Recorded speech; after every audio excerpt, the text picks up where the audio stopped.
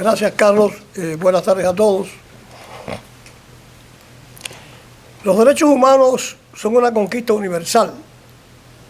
Para tener esos derechos, solo es necesario ser un ser humano. No importa la ideología, ni la posición política, ni la capacidad económica, ni siquiera el nivel de educación. Los derechos humanos son los derechos fundamentales de la persona.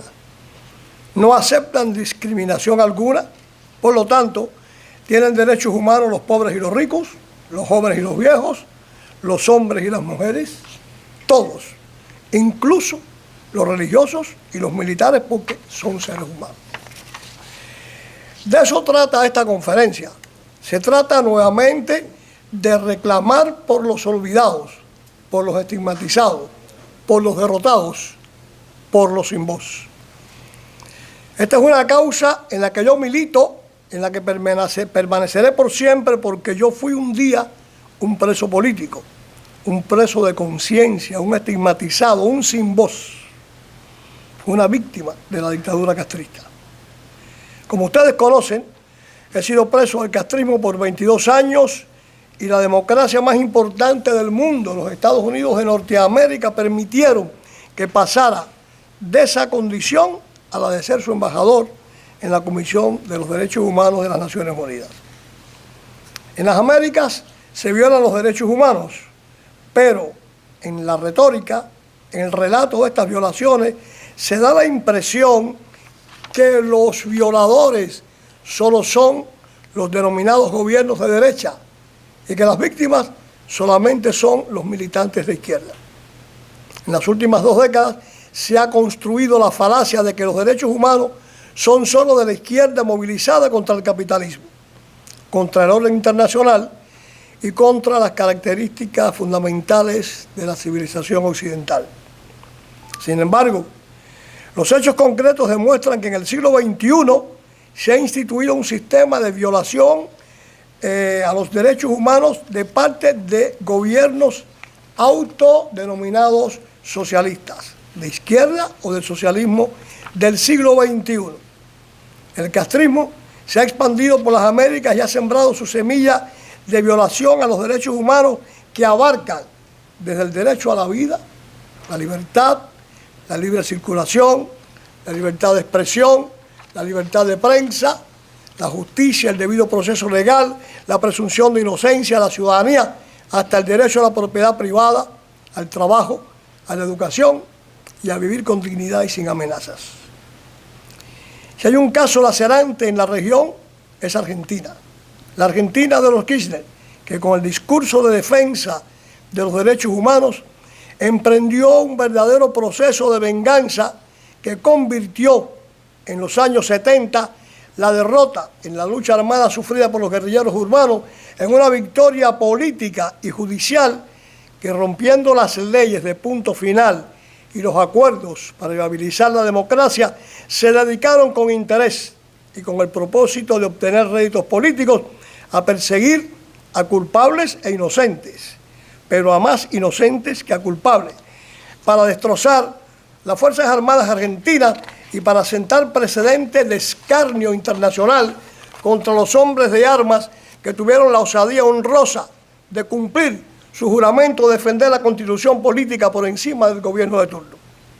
En Argentina se ha reprimido premeditada y sistemáticamente a los militares y civiles defensores de la democracia y de la estabilidad social de los años 70, estigmatizándolos como violadores de los derechos humanos, haciendo de esto un negocio político en el que se han corrompido millones de dólares y con el que se ha sembrado injusticia y precedente de infamia para los legisladores y jueces que se han prestado a la jugada kirchnerista inspirada por el castrismo. Muchos de aquellos jueces, como ya denuncié en una ocasión en Argentina, eran fieles seguidores y admiradores del Che Guevara, uno de los asesinos más despreciables de la historia, que fusiló cientos de militares cubanos por el solo hecho de llevar un uniforme y haber servido en las Fuerzas Armadas. Casi 400 militares argentinos han muerto en las prisiones. Muchos nunca fueron siquiera presentados en los tribunales amañados.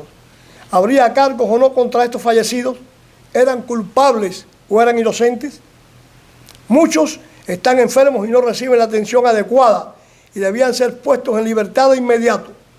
Pocos periodistas, gobiernos y organizaciones se atreven a denunciar esa situación por aquello de ser políticamente correctos, que a veces esa corrección es una zona reservada a la cobardía.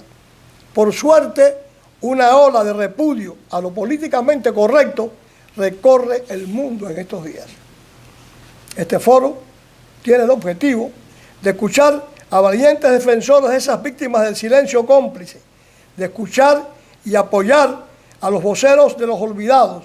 Hay presos políticos en las peores condiciones en cárceles argentinas que han llegado a tal condición por el solo hecho que fueron elegidos por el gobierno de los Kirchner para dar un escarmiento con ellos, para que nunca jamás, en lugar de ser una frase de defensa de los derechos humanos, se convierta en una señal de terror para los defensores de la libertad.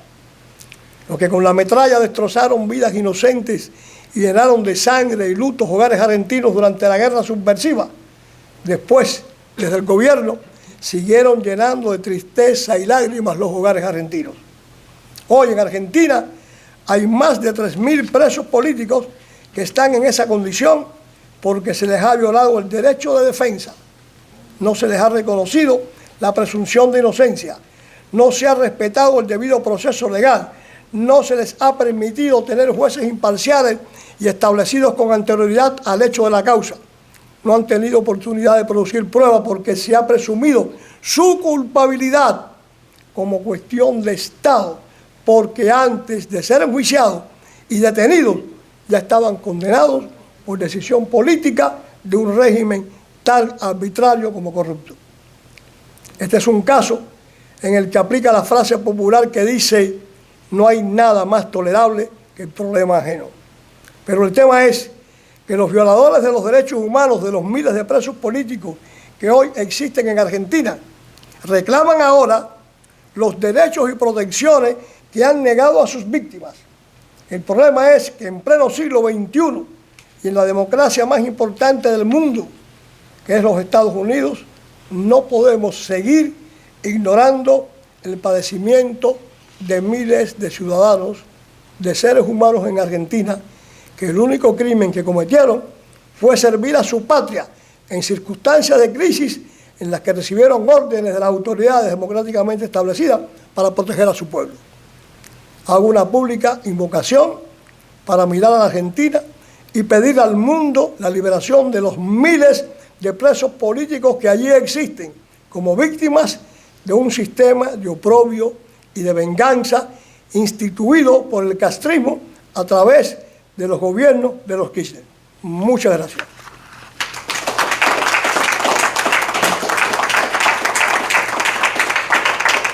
Y ahora voy a tener el honor de cederle la palabra al doctor Santiago Sinopoli. Doctor Sinopoli, abogado, doctor en Ciencias Jurídicas por la Facultad de Derecho y Ciencias Políticas de la Pontificia Universidad Católica Argentina, Santa María de los Buenos Aires, abogado, mediador, Ley 24573, expedido por la Fundación Nueva Justicia Buenos Aires en 1996, consultor psicológico, especialista en Derecho Público, docente en la Escuela de Cuerpo de los Abogados del Estado. Bienvenido, doctor. Muchas gracias.